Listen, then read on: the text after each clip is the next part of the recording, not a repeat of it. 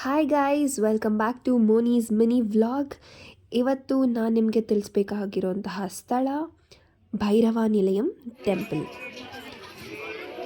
ನಾವು ಎಂಟ್ರಿ ಆಗ್ತಿದ್ದಂಗೆ ಇಲ್ಲಿ ಒಂದು ಬಾಳೆಗೊನೆ ಇತ್ತು, ಮತ್ತು ಒಂದು ಹಳ್ಳಿಯ ಸೊಗಡನ್ನು ಆಲ್ರೆಡಿ ಅಲ್ಲಿ ಬಿಲ್ಡ್ ಮಾಡಿದ್ರು. ಸೊ ನೀವು ಅಲ್ಲಿ ಹೋದರೆ ಬರೀ ಒಂದು ಟೆಂಪಲ್ ಮಾತ್ರ ಕಾಣಿಸುತ್ತೆ. ಸೊ ನಾವು ಬಂದಾಗಿಂದನೂ ಪೂಜೆ ಮಾಡ್ತಾನೇ ಇದ್ದರು. ಮಹಾಮಂಗಳಾರತಿ ಇತ್ತು, ಅದಕ್ಕೋಸ್ಕರ ಎಲ್ಲರೂ ಕೂಡ ನಾವು ವೆಯ್ಟ್ ಮಾಡ್ತಿದ್ವಿ. ನೀವೇ ನೋಡ್ತಾ ಇರ್ಬೋದು ಇದ್ರ ನೇಚರ್ ಎಷ್ಟು ಚೆನ್ನಾಗಿದೆ ಅಂದರೆ, ಜಸ್ಟ್ ಒಂದು ಪ್ಲೇಸಲ್ಲಿ ಇದು ಟೆಂಪಲ್ ಬಿಲ್ಡ್ ಆಗಿರೋದು.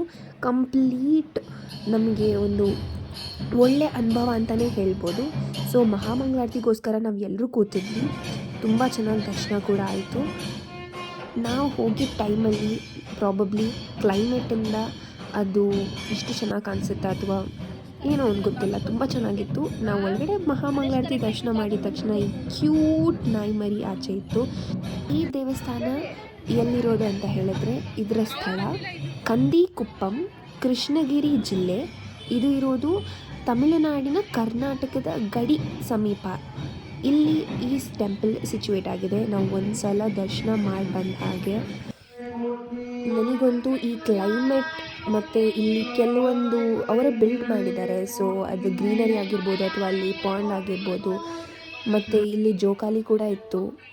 ಸೊ ಮಕ್ಕಳು ಆಟ ಆಡ್ತಿದ್ರು, ನಾನೊಂದು ಸ್ವಲ್ಪ ಆಟ ಆಡಿಕೊಂಡು, ಆಮೇಲೆ ತುಂಬ ಒಳ್ಳೆ ಫೀಲಿಂಗ್ ಇತ್ತು.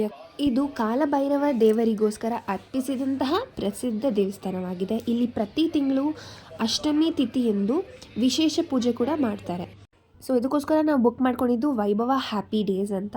So you can check out their page and ನಾನು ಅವ್ರ ಬ್ರೌಚರ್ ಕೂಡ ಹಾಕಿದ್ದೀನಿ. You can contact them.